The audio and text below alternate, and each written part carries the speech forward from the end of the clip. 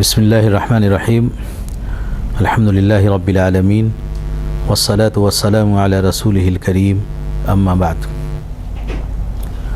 اعوذ باللہ من الشیطان الرجیم بسم اللہ الرحمن الرحیم یا ایہا الذین آمنوا اطیعوا اللہ واطیعوا الرسول واولی الامر منکم فإن تنازعتم فی شیء فردوه الی اللہ والرسول ان کنتم تؤمنون باللہ والیوم الآخر صدق اللہ العلی العظیم۔ ہندوستان میں مغلیہ حکومت کے زوال کے بعد جب انگریزوں کا پوری طرح تسلط ہو گیا تو علماء کے ذہن میں یہ سوال بار بار پیدا ہوتا رہا کہ آخر ہندوستان میں کس طرح مسلم پرسنل لاء پہ عمل ہو سکے گا اور اس کی شکلیں کیا ہو سکیں گی۔ چنانچہ اکابر سر جوڑ کے بیٹھتے رہے، باتیں ہوتی رہیں، گفتگو کا سلسلہ چلتا رہا اور جمعیت علماء نے اس سلسلے میں پیش رفت بھی کی۔ امروہہ اجلاس میں مولانا ابوالمحاسن محمد سجاد رحمۃ اللہ علیہ جو امارت شریعہ کے بانی ہیں، انہوں نے امروہہ اجلاس میں یہ تجویز رکھی کہ امارت شریعہ کے بغیر وہ مسائل جن کا تعلق خالص مسلمانوں سے ہے، عورتوں کے معاملات سے ہے، فسخ نکاح سے ہے، خلا سے ہے اور دوسرے مسائل ہیں، ان کا حل بغیر امارت شریعہ کے قیام کے ممکن نہیں ہے۔ تجویز میں یہ بات آئی کہ ایسا کر لیا جائے کہ امیر شریعت کا کل ہند انتخاب عمل میں آ جائے۔ بات بڑھی آگے۔ حضرت شیخ الہند مولانا محمود حسن صاحب رحمۃ اللہ علیہ حیات سے تھے، ان سے یہ درخواست کی گئی کہ آپ امیر شریعت کا عہدہ قبول کر لیں۔ حضرت بہت بیمار تھے۔ حضرت نے یہ ارشاد فرمایا کہ میں اس حالت میں اتنے اہم عہدے کو قبول کر کے کیا کروں گا، میں تو چارپائی سے لگ گیا ہوں اور اب نہیں لگتا کہ میں چارپائی سے اٹھ کر کے کوئی اور سرگرمی اور کوئی کام کر پاؤں گا، کسی اور کا انتخاب کر لیا جائے۔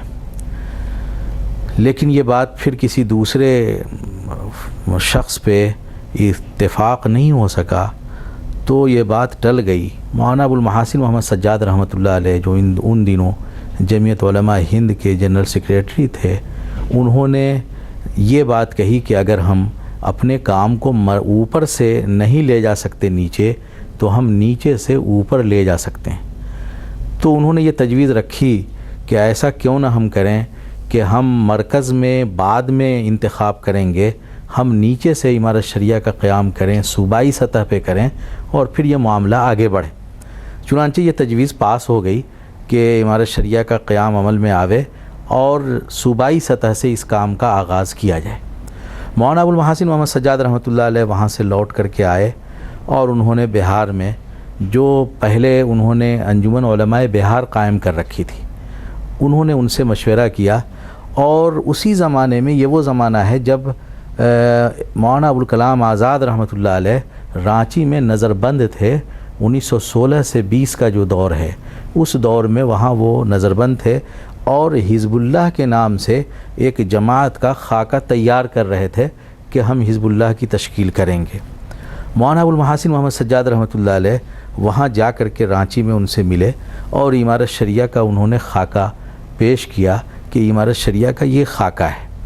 اور جب مولانا ابوالکلام آزاد رحمۃ اللہ علیہ نے ان سے یہ دریافت کیا کہ امارت شریعہ تو ایک شرعی تنظیم ہے، شرعی دلیل کیا ہے اس کے لیے، تو انہوں نے برجستہ یہ آیت پڑھی، یا ایھا الذین آمنوا اطیعوا اللہ واطیعوا الرسول واولی الامر منکم، اللہ کی اطاعت کرو، رسول کی اطاعت کرو اور اولو الامر کی اطاعت کرو۔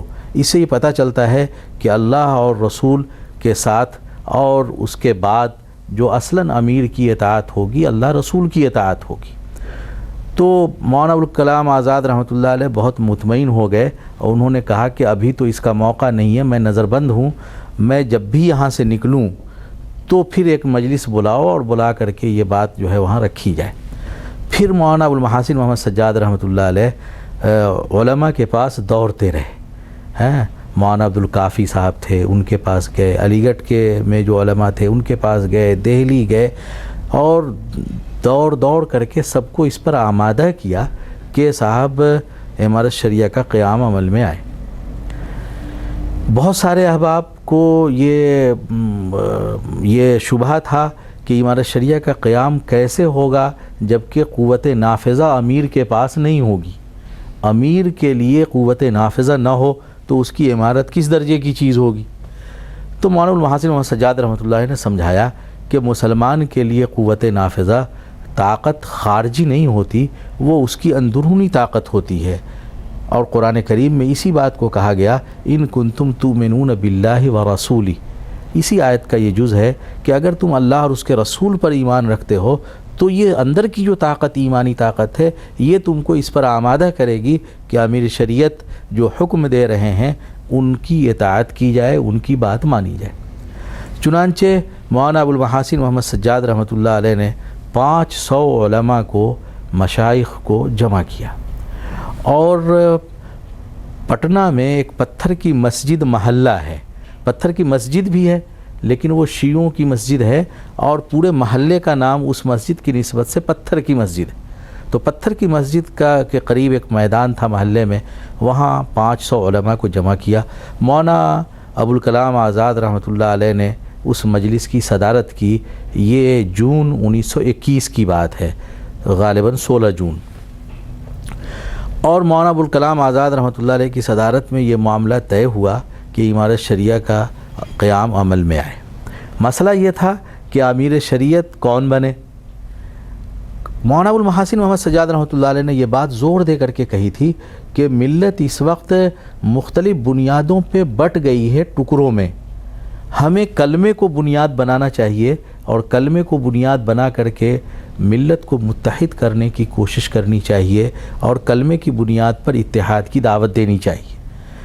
یہ معاملہ تھا جس کی وجہ سے سب لوگوں کے ذہن میں یہ بات تھی کہ آخر نام کون پیش کیا جاتا ہے۔ بڑوں نے یہ کہا، مولانا ابوالکلام آزاد رحمۃ اللہ علیہ نے کہا کہ مولانا ابوالمحاسن محمد سجاد چونکہ اس تحریک کے بانی ہیں، اس کام کو کر رہے ہیں، اس لیے ان کو ہی امیر شریعت ہونا چاہیے۔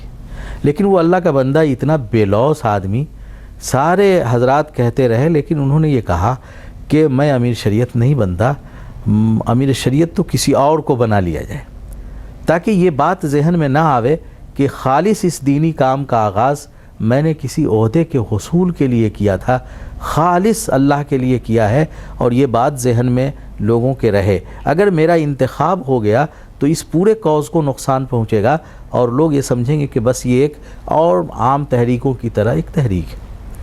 مولانا ابوالمحاسن محمد سجاد رحمۃ اللہ علیہ جب نہیں تیار ہوئے تو خانقاہ مجیبیہ جو خانقاہ ہے اور بڑی قدیم خانقاہ ہے، بہار کی بہت اہم خانقاہوں میں شمار ہوتا ہے، اور خانقاہ رحمانی مغیر جہاں کہ حضرت مولانا منت اللہ رحمانی سجادہ نشین ہوئے امیر شریعت تھے، اور مولانا سید محمد ولی رحمانی ابھی نائب امیر شریعت ہیں، تو وہاں کے حضرت مولانا محمد علی مغیری رحمۃ اللہ علیہ جو مولانا منت اللہ رحمانی نور اللہ مرقدہ کے والد محترم تھے، ان سے بات کیا گیا کہ صاحب آپ امیر شریعت ہو جائیں۔ ان دونوں بزرگوں کے خلوص کی بات یہ تھی کہ مولانا محمد علی مغیری یہ کہتے تھے کہ نہیں، خانقاہ مجیبیہ کے سجادہ نشین سید شاہ بدر الدین قادری یہ جو ہے امیر شریعت بنے، تاکہ میسج یہ جائے کہ ہم واقعی کلمے کی بنیاد پر اتحاد کی بات کر رہے ہیں۔ یہ ان کی فکر تھی۔ مولانا سید شاہ بدر الدین قادری کہتے تھے کہ نہیں، مولانا محمد علی مغیری کو بنایا جائے، وہ اس کے زیادہ اہل ہیں۔ بات جب آگے بڑھی تو مولانا محمد علی مغیری رحمۃ اللہ علیہ نے ایک حکمت اختیار کی، اور حکمت میں یہ کیا انہوں نے کہ مولانا سید شاہ بدر الدین قادری رحمۃ اللہ علیہ سے پوچھا کہ آپ مجھ کو بڑا سمجھتے ہیں یا چھوٹا سمجھتے ہیں؟ تو ظاہر ہے کہ مولانا سید شاہ بدر الدین قادری رحمۃ اللہ علیہ نے یہ فرمایا کہ صاحب آپ کو میں بڑا سمجھتا ہوں۔ تو مولانا محمد علی مغیری نے اپنے اس بڑپن کا فائدہ اٹھاتے ہوئے یہ کہا کہ پھر میں آپ سے یہ کہتا ہوں کہ آپ امیر شریعت ہو جائیں۔ اب ظاہر ہے کہ اب اس کے بعد جو ہے حجت تام ہو گئی تھی، سید شاہ بدر الدین قادری رحمۃ اللہ علیہ امیر شریعت منتخب ہو گئے اور پہلے امیر شریعت ہوئے۔ حضرت مولانا سید شاہ بدر الدین قادری خانقاہ مجیبیہ کے سجادہ نشین تھے۔ خانقاہ مجیبیہ کی روایت یہ رہی ہے کہ وہاں کا کوئی سجادہ نشین باہر نہیں جائے گا، وہ خانقاہ میں ہی رہے گا، مریدین متوسلین معتقدین وہیں آئیں گے زیارت کے لیے، ملاقات کے لیے، وہ باہر گھومے گا نہیں۔ وہ 3 کام کے لیے باہر جا سکتا ہے، ایک تو حج کرنا ہو اس کو، یا پھر جو ہے بیمار پڑ جائے تو ہاسپیٹل جانا ہو، یا پھر روح پرواز کر جائے تو قبرستان جانے کا۔ یہ 3 وہاں کی روایت ہے، اور بغیر کسی تنقید تبصرہ کی اس روایت کے کبھی اگر کسی کا نکاح پڑھانا ہے تو وہ خانقاہ کا احاطہ جو ہوتا ہے اسی میں، یا قبرستان بھی خانقاہ کے احاطے ہی میں قریب میں ہے بالکل متصل، تو وہاں وہ جنازے کے ساتھ اور دفن میں شریک ہونے کے لیے جاتے ہیں۔ اب معاملہ یہ تھا کہ سید شاہ بدر الدین قادری سجادہ نشین تو ہو گئے، امارت شریعہ کے کام کو پھیلائے گا کیسے آدمی جب امیر شریعت باہر نہیں جائیں گے؟ تو اسی مجلس میں یہ طے ہوا کہ مولانا ابوالمحاسن محمد سجاد رحمۃ اللہ علیہ کو نائب امیر شریعت بنایا جائے، تاکہ یہ اس کی آواز بھی ہیں اور ان کی تحریک بھی ہے، یہ کام پھیلے گا۔ تو الحمدللہ یہ اچھا انتخاب ہوا۔ مولانا سید شاہ بدر الدین قادری رحمۃ اللہ علیہ بڑے عالم اور بڑے صاحب نسبت بزرگ تھے، ان کی دعائیں، ان کی توجہات، ان کے مشورے سے یہ کام امارت شریعہ کا پھیلا، اور مولانا ابوالمحاسن محمد سجاد رحمۃ اللہ علیہ دوڑتے رہے، انہوں نے کام کیا۔ 1921 سے 1935 تک یہ کام چلتا رہا۔ اس درمیان میں مولانا سید شاہ بدر الدین قادری رحمۃ اللہ علیہ کا جب وصال ہو گیا تو ان کے دوسرے سجادہ نشین خانقاہ مجیبیہ کے سید شاہ محی الدین قادری ہوئے، تو وہ امیر شریعت ثانی ہوئے۔ پھر سید شاہ محی الدین قادری کا جب وصال ہو گیا تو امیر شریعت ثالث کے طور پر خانقاہ ہی کے سجادہ نشین ان کے بعد جو ہوئے سید شاہ قمر الدین رحمۃ اللہ علیہ، ان کا انتخاب ہوا۔ ان تمام حضرات نے امارت شریعہ کے کام کو آگے بڑھانے میں بہت اہم کردار ادا کیا، اور آپ سوچ سکتے ہیں کہ جو ابتدائی تشکیلی دور ہوتا ہے کام کا، اس میں کس قدر محنت اور کام کی ضرورت پڑتی ہے۔ یہی وہ دور جب 1935 کا آیا تو اس زمانے میں انتخاب ہوا کرتا تھا الگ الگ، یعنی مذہب کی بنیاد پہ مسلمانوں کے لیے الگ اور ہندوؤں کے لیے الگ اور فلاں کے لیے الگ، وہ سیٹیں مختص ہوتی تھیں۔ تو بہار میں انتخاب ہوا، مولانا ابوالمحاسن محمد سجاد رحمۃ اللہ علیہ نے انڈیپینڈنٹ پارٹی کے نام سے مستقل ایک پارٹی بنائی اور کہا کہ ہم اس میں حصہ لیں گے، اور یہ فرمایا کہ امارت شریعہ کے پلیٹ فارم سے نہیں لیں گے، لیکن امارت شریعہ کے رجال کار ہوں گے اور ان کے توسط سے یہ کام چلے گا۔ چنانچہ انہوں نے پارٹی بنا لی۔ اتفاق ایسا ہوا کہ کانگریس بڑی پارٹی بن کر کے آئی، اور دوسری بڑی پارٹی انڈیپینڈنٹ پارٹی تھی، مولانا ابوالمحاسن محمد سجاد رحمۃ اللہ علیہ کی پارٹی، اور کئی بڑے بڑے لیڈر جو ہے وہ ہارے انڈیپینڈنٹ پارٹی کے ذریعے۔ ایک تو انڈیپینڈنٹ آج کل لوگ کھڑے ہوتے ہیں تو وہ تو آزاد کے معنی میں کھڑے ہوتے ہیں، لیکن وہ پارٹی کا نام انڈیپینڈنٹ تھا، یعنی نہ تو یہ لیگی ہے نہ کانگریسی ہے، یہ ایک الگ پارٹی ہے۔ چنانچہ کانگریس نے بعض مصلحتوں کی بنیاد پر یہ کہا کہ ہم حکومت بہار میں نہیں بنائیں گے۔ اچھا، اس زمانے میں جو عہدہ ہوتا تھا وہ وزیر اعظم کا کہلاتا تھا ریاست میں بھی، تو مولانا ابوالمحاسن محمد سجاد نے کہا کہ میں بناؤں گا، میں دوسری بڑی پارٹی ہوں۔ لوگوں نے کہا کہ آپ کاہے کے لیے اس میں پڑھ رہے ہیں؟ انہوں نے کہا کہ نہیں، جتنے دن ہم چلا سکیں گے ہم چلائیں گے، اور جتنے کام کر سکیں گے، جتنی مدت ملے گی اس میں کریں گے۔ چنانچہ انڈیپینڈنٹ پارٹی کی حکومت بنی، اور یونس صاحب بارٹ لاء اس زمانے میں وہاں کے ایک سیاسی لیڈر تھے جو انڈیپینڈنٹ پارٹی سے جیت کر کے آئے تھے۔ مولانا ابوالمحاسن محمد سجاد رحمۃ اللہ علیہ نے ان کو وزیر اعظم کی حیثیت سے حلف دلوانے کا کام کیا۔ مولانا ابوالمحاسن محمد سجاد رحمۃ اللہ علیہ فقیر صفت آدمی تھے، اس دن بھی ان کے پاس اتنا پیسہ نہیں تھا کہ وہ جو ہے وہاں امارت شریعہ سے چل کے جہاں حلف برداری کی تقریب تھی سیکریٹریٹ، وہاں پہنچ سکیں۔ تو چتکوہرا ایک جگہ ہے، وہاں تک وہ پیدل آئے، اور وہاں سے پھر جو ہے ایکا پر، اس زمانے میں ٹم چلتا تھا، اس سے جو ہے وہ وہاں پہنچے۔ حالانکہ یونس صاحب کے پاس 2 گاڑیاں تھیں، لیکن مولانا ابوالمحاسن محمد سجاد رحمۃ اللہ علیہ کی غیرت کے ڈر سے انہوں نے نہیں بھیجا۔ وہ اقبال نے کہا نا کہ کیا ہے، غریبی میں بھی وہ اللہ والے تھے غیور اتنے، کہ مفلس کو گدا کے، یہ کہ منعم کو گدا کے ڈر سے بخشش کا نہ تھا یارا، کہ منعم کو گدا کے ڈر سے بخشش کا نہ تھا یارا، انعام کرنے والا ڈرتا تھا کہ کہیں ہم دینے جائیں تو جھڑک نہ دے، بگڑ نہ جائے۔ تو یونس صاحب کے پاس 2 گاڑی تھی، لیکن انہوں نے کوئی گاڑی بھیجنے کی ہمت نہیں کی، اور یہ اللہ کا بندہ جو ہے وہاں پہنچ کر کے اور پھر وہاں سے ویسے ہی پیدل مارچ کر کے عمارت شریعہ تشریف لے آئے۔ کل ہو کر کے اخبار والے پہنچے، چٹائی پہ اپنا لیٹے ہوئے تھے، اخبار والوں نے کہا صاحب آپ جو ہے کنگ میکر ہیں اور آپ اس طرح ہیں۔ کہا کہ اجی میرا کیا کام ہے، کام ہوگا مشورے دوں گا، اور میں تو یہی چٹائی کا آدمی ہوں۔ چنانچہ وہ حکومت چلی اور 6 مہینہ چلی، اور پہلی بار مولانا ابوالمحاسن محمد سجاد رحمۃ اللہ علیہ نے اوقاف کو ٹیکس سے مستثنیٰ کروایا۔ اردو کو سرکاری زبان، دوسری سرکاری زبان بنوانے کا کام پہلی مرتبہ 1935 میں انہوں نے کیا۔ گاندھی جی نے اسی زمانے میں گوکشی کے خلاف تحریک چلا رکھی تھی، اور وہ آرا تک تقریر کرتے ہوئے چلے آئے۔ مولانا ابوالمحاسن محمد سجاد رحمۃ اللہ نے کہا گاندھی جی سے کہ اگر آپ اس سے آگے بڑھے تو اب میں ہر جگہ آپ کے خلاف جلسے کروں گا، آپ اس سے آگے نہ بڑھیں۔ تو مولانا ابوالمحاسن محمد سجاد رحمۃ اللہ علیہ کو گاندھی جی نے کہا کہ بھائی گائے کی قربانی کوئی فرض تو ہے نہیں آپ پر، آپ خصی کی کر لیں، بکرے کی کر لیں، بیل کی کر لیں، کسی اور جانور کی کر لیں، اس سے ہمارا چونکہ تقدس مجروح ہوتا ہے، ہمارا مذہبی معاملہ ہے، اس لیے آپ اس سے پرہیز کریں تو کیا معاملہ بگڑتا ہے۔ مولانا ابوالمحاسن محمد سجاد رحمۃ اللہ نے کہا کہ گاندھی جی بات بالکل صحیح ہے، ہم قربانی کئے دن کرتے ہیں؟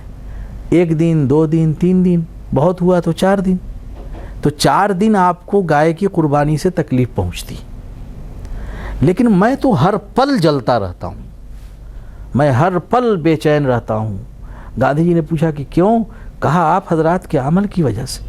جب میں سڑک پہ نکلتا ہوں اور دیکھتا ہوں کہ پتھر کی پوجا ہو رہی، جب میں دیکھتا ہوں کہ مورتیوں کی پوجا ہو رہی، جب میں دیکھتا ہوں کہ سورج اور پیڑ کی پوجا ہو رہی ہے، تو میرے اوپر کیا گزرتی ہے؟ آپ کو گائے کی قربانی کا احساس ہے، لیکن میرے اوپر جو گزر رہی ہے اس کا احساس نہیں۔ اس لیے ہمارا آپ کا سمجھوتا ہو جائے، ہم گائے کی قربانی کے لیے کہہ دیں گے مسلمانوں کو، آپ جو ہے سڑکوں پر جو یہ پورا نظام چل رہا ہے، اپنے گھروں میں آپ چاہے جو کر لیں، لیکن کم سے کم ہماری نظر نہ پڑے ایسا نظام بنا دیجئے، ہم منع کر دیں گے، ہم کہہ دیں گے۔ اب ظاہر ہے کہ گاندھی جی کے لیے یہ کرنا ممکن نہیں تھا، اس لیے گاندھی جی آرا سے لوٹ گئے، اور مولانا ابوالمحاسن محمد سجاد رحمۃ اللہ علیہ کی دلیل جو ہے باوزن بن کر کے ان کے سامنے گئی۔ مولانا ابوالمحاسن محمد سجاد رحمۃ اللہ علیہ بیتیا کے علاقے میں، مغربی چمپارن کے علاقے میں ارتداد کی بڑی تیز لہر چلی، اور شدھی تحریک جو چلی اس کے اثرات بہت وہاں ہوئے۔ مولانا نے وہاں جا کر کے کیمپ کیا، اور اکلوتا لڑکا احمد سجاد دارالعلوم دیوبند سے پڑھ کے گیا تھا، وہ گھر پہ بیمار تھا۔ مولانا بہار شریف پنہسا کے رہنے والے تھے۔ گھر سے خبر گئی کہ صاحب جو ہے بچہ بیمار ہے، آپ جو ہے آ جائیں۔ تو انہوں نے جواب دیا تاریخ کا بہت اہم، انہوں نے کہا کہ میرا بیٹا مر رہا ہے اور یہاں تو ملت آگ میں جا رہی ہے۔ یہ فرمایا کہ میرا بیٹا مر رہا ہے لیکن یہاں ملت آگ میں جا رہی ہے، اور میں ملت کو آگ سے بچانے کے لیے یہاں کیمپ کیے ہوا ہوں۔ میں گھر آ کر کے بھی کیا کروں گا، علاج تو ڈاکٹر ہی کرے گا۔ میں دعا کرتا ہوں، پیسے بھیجتا ہوں، علاج کرایا جائے۔ پھر خبر آئی کہ صاحب اب حالت خراب ہے، پھر نہیں گئے۔ تیسری بار خبر آئی کہ بس اب تو آخری سانس ہے، تو وہاں کے لوگوں نے بھی کہا کہ حضرت گھر کا بھی حق ہے، بچوں کا بھی حق ہے، آپ ذرا سا دیکھ تو آئیں۔ تو حضرت جس وقت تشریف لائے تو احمد سجاد ان کے صاحبزادے نزع کے عالم میں تھے، کوما میں چلے گئے تھے، آنکھ بند ہو گئی تھی۔ بیمار لڑکے نے باپ کو دیکھا بھی نہیں، باپ نے البتہ ہچکی آتے ہوئے اور روح پرواز کرتے ہوئے بیٹے کو دیکھا۔ ایسی قربانی کتابوں میں تو بہت پرانے زمانے میں تذکرے میں ہے، لیکن یہ اس دور کی بات، مولانا ابوالمحاسن محمد سجاد نے یہ کیا۔ تو 1940 میں مولانا ابوالمحاسن محمد سجاد رحمۃ اللہ علیہ کا انتقال ہو گیا، تو نائب امیر شریعت مولانا عبدالصمد رحمانی بنے، جن کی کئی کتابیں فقہ پہ اور دوسری چیزوں پہ ہیں، بہت بڑے عالم تھے۔ پھر انہوں نے اس کام کو اٹھایا۔